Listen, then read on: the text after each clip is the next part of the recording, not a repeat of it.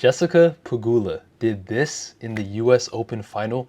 So before we get to what she did is something that can be very common to us average non-pro tennis players. But to do this in a US Open final was very shocking, to say the least. But before we get to that, let's just get into some highlights. If you're a part of the tennis world, you know that Sabalenka and Pegula are playing in the final.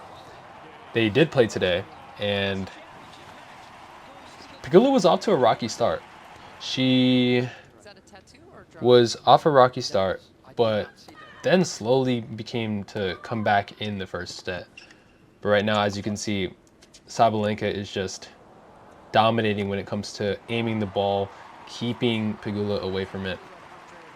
And Pegula is just really struggling to get the ball back a lot of the times and stay in the game. I think what really keeps Pegula alive is moments like these where she's able to continue the rally, and then Sabalenka, I believe, just ends up missing. That's a great drop shot. But again, Sabalenka's moving her around so much. I think it's going to come up here very soon. Set point. Yeah, so Sabalenka is just able to destroy her. But Pegula was actually able to come back. She just wasn't able to finish the set, unfortunately. But points like that is what kept Pegula in the game. Back and forth, then Sabalenka would end up making the error. But then finally, she gets the break here on set point number 5 after a long back and forth. Pegula is just not able to finish on that one.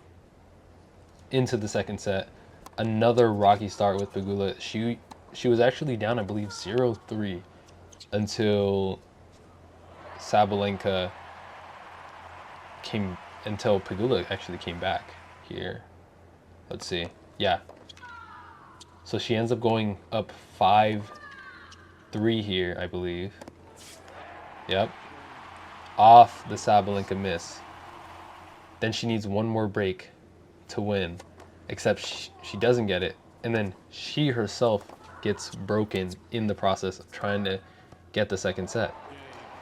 This came as a surprise to me because I thought Pegula was going to win the first set in general.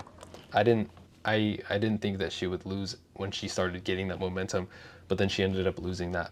And then second set comes down like 0-3, ends up coming back and getting to 5-3, and then ends up letting Sabalenka come all the way back to now 6-5, 40-30, and I believe this is where she's able to get her here.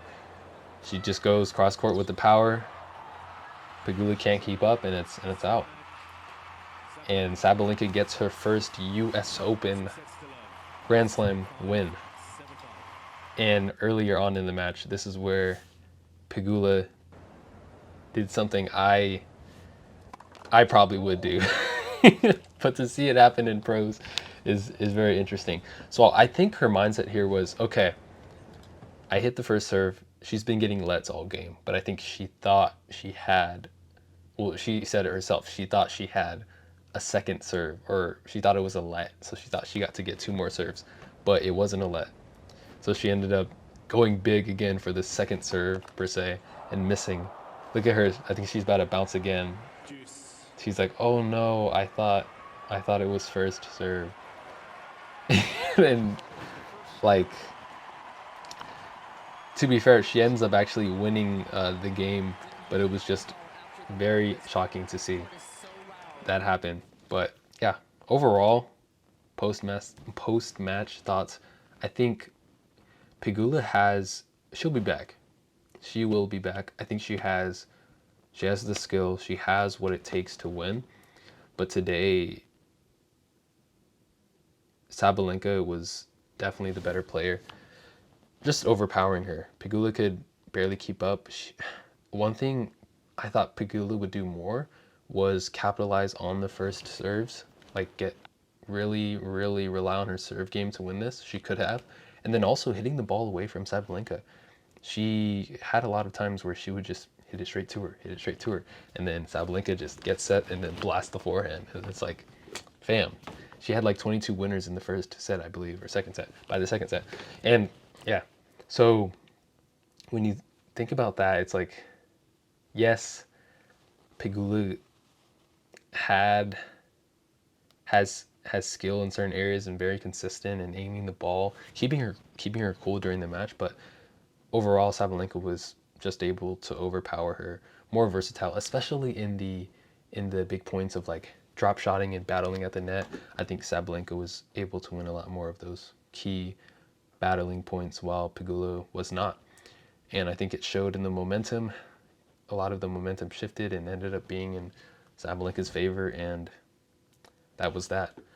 And I believe we can actually hear some of Pegula's thoughts here and there on after the match, but those are my thoughts pretty much. Yes, if you would, your thoughts on the match.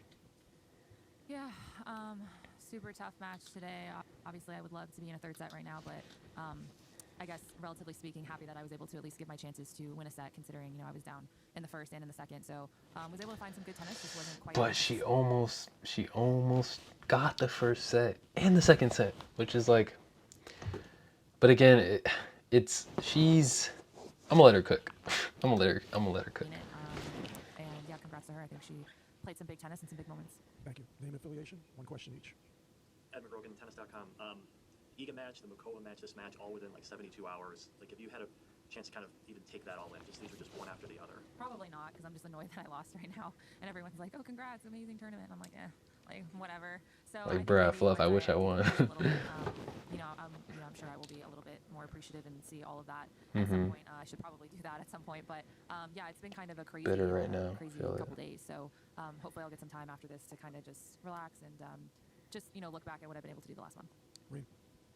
Just from the National Combat Heavyweight Tournament. Sometimes tennis can be so repetitive, especially if you've been around for a while. You got to experience new things, that kind of atmosphere in a final where you're the home player. Were you able to appreciate that? And during the match, were you able to take that in a little bit, or were you just not?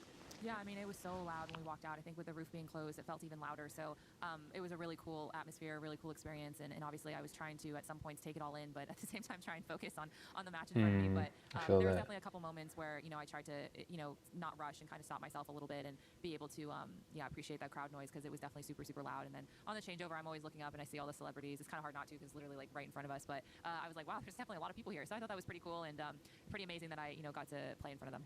John. Yeah, it's a lot of pressure to be an athlete, especially in front of people. If you play tennis casually and you're out on the court, it's like people are there, people are around, but they're not really watching you like intently with popcorn and eating. Like, it's not like that. But these pro athletes, they got to be out there. They got to be in front of the eyes, in front of the cameras, in front of the lights. It's a different atmosphere, and you have to be able to control your emotions in front of everybody and play at a high level. It's tough, and that's why it's the pros for a reason. And I think when it comes to high level, Sabalenka was the favorite today. Pegula was good. She just, when it comes to staying in the match, I think a lot of her staying in the matchness came from Sabalenka errors, and that did not help her. And I think when you're relying on your opponent to miss to win, that is not a ideal strategy.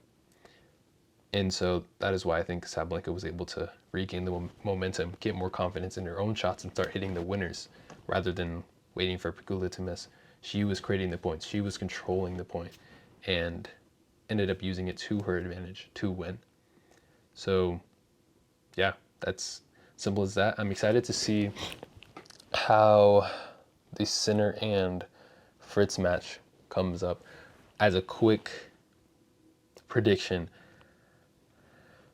my head says Sinner's gonna win hands down, but my heart would love to see Fritz prove me wrong.